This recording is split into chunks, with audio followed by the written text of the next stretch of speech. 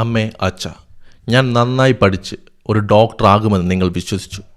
പക്ഷേ ഇനി എനിക്ക് ആ പരീക്ഷ എഴുതാൻ കഴിയുമോ എന്ന് തോന്നുന്നില്ല. ആദ്യ തവണ ഞാൻ നന്നായി തന്നെ എഴുതി. പക്ഷേ ഇനി എഴുതിയാൽ അതുപോലെ വരുമോ എനിക്ക് യാതൊരു ഉറപ്പുമില്ല. അതുകൊണ്ട് ഞാനിത് അവസാനിപ്പിക്കുന്നു. എന്നോട് ക്ഷമിക്കണം. മഹാരാഷ്ട്രയിലെ നാഗ്പൂരിലേക്ക് മധ്യപ്രദേശിൽ നിന്നും മെഡിക്കൽ എൻട്രൻസ് കോച്ചിങ്ങിനായി എത്തിയ ആകാംക്ഷ ചതുർവേദി എന്ന 18 വയസ്സുകാരിയുടെ ഒരു ആത്മഹത്യക്കുറിപ്പാണ് നിങ്ങളിപ്പോൾ കേട്ടത്. ഇവിടുത്തെ സിസ്റ്റം, ഇവിടെ നേരെ നടക്കാത്ത വിദ്യാഭ്യാസ സമ്പ്രദായം, ഇവിടുത്തെ ഭരണകൂടം എന്നിവരെല്ലാം കൂടി ചേർന്ന് കൊന്നുകളഞ്ഞ ഒരു പെൺകുട്ടിയുടെ ആത്മഹത്യക്കുറിപ്പ്.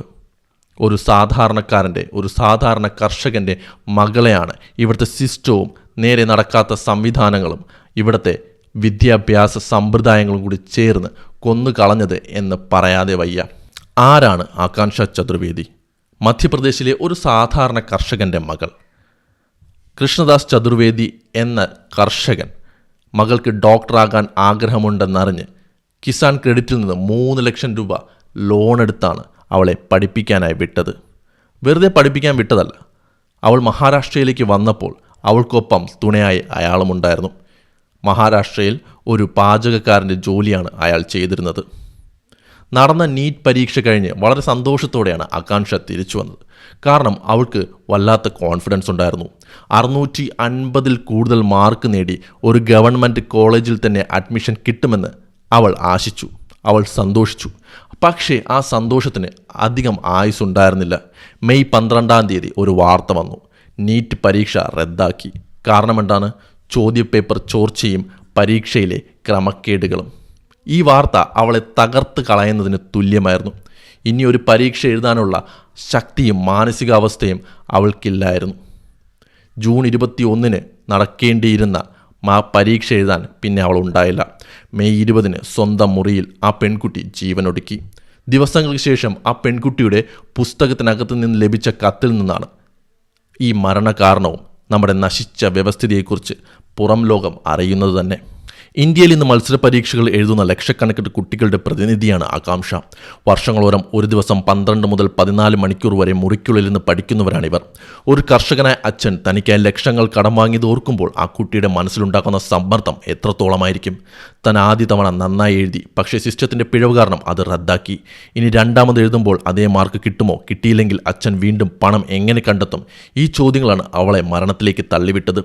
ഒരു പരീക്ഷ റദ്ദാക്കുമ്പോൾ അല്ലെങ്കിൽ അത് നീട്ടിവെക്കുമ്പോൾ അധികാരികൾ വിചാരിക്കുന്നത് അതൊരു തീയതി മാറ്റം മാത്രമാണെന്നാണ്.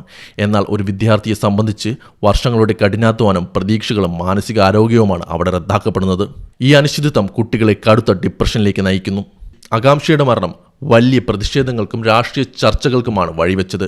പ്രതിപക്ഷ നേതാവ് രാഹുൽ ഗാന്ധി പറഞ്ഞത് ഇത് മോദി ഭരണത്തിൽ അഴിമതിയുടെ ഇരയായ ഒരു പെൺകുട്ടിയുടെ കഥയെന്നാണ്.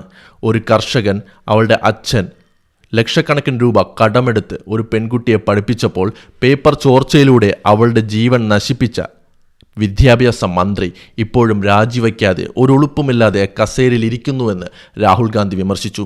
അരവിന്ദ് കെജ്രിവാളും ഇതേ കാര്യം തന്നെയാണ് പറഞ്ഞത്.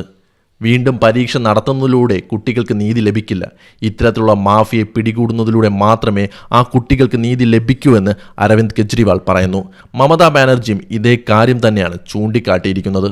ഇവിടെ നമ്മൾ ചോദിക്കേണ്ട ചില പ്രധാന ചോദ്യങ്ങളുണ്ട്. ആരാണ് യഥാർത്ഥത്തിൽ ഇതിന് ഉത്തരവാദി? ലക്ഷക്കണക്കിന് കുട്ടികളുടെ ഭാവി വെച്ച് പന്താടുന്ന പരീക്ഷാ ബോർഡുകൾക്ക് എന്തുകൊണ്ടാണ് ഒരു പരീക്ഷ പോലും സുതാര്യമായി നടത്താൻ കഴിയാത്തത്? പരീക്ഷാ പേപ്പർ ചോർത്തുന്ന മാഫികൾക്ക് എന്ന് തടയിടും? ഒരു പരീക്ഷ റദ്ദാക്കുമ്പോൾ കുട്ടികൾ അനുഭവിക്കുന്ന ആഘാതം കുറയ്ക്കാൻ നമ്മുടെ വിദ്യാഭ്യാസ സ്ഥാപനങ്ങളിൽ എന്തെങ്കിലും സംവിധാനമുണ്ടോ? പരീക്ഷാ കേന്ദ്രങ്ങളിലെ സുരക്ഷ പോലെ തന്നെ പ്രധാനമാണ് കുട്ടികളുടെ മാനസികാരോഗ്യമെന്ന് അധികാരികൾ എന്ന് തിരിച്ചറിയും? ആകാംക്ഷ ചതുർവേദിയെ ചിലപ്പോൾ മാധ്യമങ്ങൾ നാളെ മറന്നിരിക്കാം. പക്ഷേ ഇന്നും നമ്മുടെ രാജ്യത്ത് ലക്ഷക്കണക്കിന് ആകാംക്ഷമാർ ആ പരീക്ഷയ്ക്കായി കാത്തിരിക്കുന്നുണ്ട്. മാതാപിതാക്കളും സമൂഹവും ചെയ്യേണ്ടത് ഒരൊറ്റ കാര്യമാണ്. ഒരു പരീക്ഷയല്ല നിങ്ങളുടെ ജീവിതത്തിൽ ഏറ്റവും വലുത് എന്ന് കുട്ടികളെ പറഞ്ഞു പഠിപ്പിക്കണം. ഇവിടുത്തെ സിസ്റ്റം ചെയ്യേണ്ടതും ഒരൊറ്റ കാര്യമാണ്. ഇതുപോലെയുള്ള ചോദ്യ പേപ്പർ ചോർച്ച നടത്തുന്ന മാഫിയകളെ പിടികൂടാൻ നടപടിയുണ്ടാകണം, നിയമങ്ങളുണ്ടാകണം. അതിന് സിസ്റ്റത്തിന് കഴിയണം. എങ്കിൽ മാത്രമേ ആകാംക്ഷയെപ്പോലെയുള്ള കുട്ടികൾക്ക് നീതി ലഭിക്കുകയുള്ളൂ.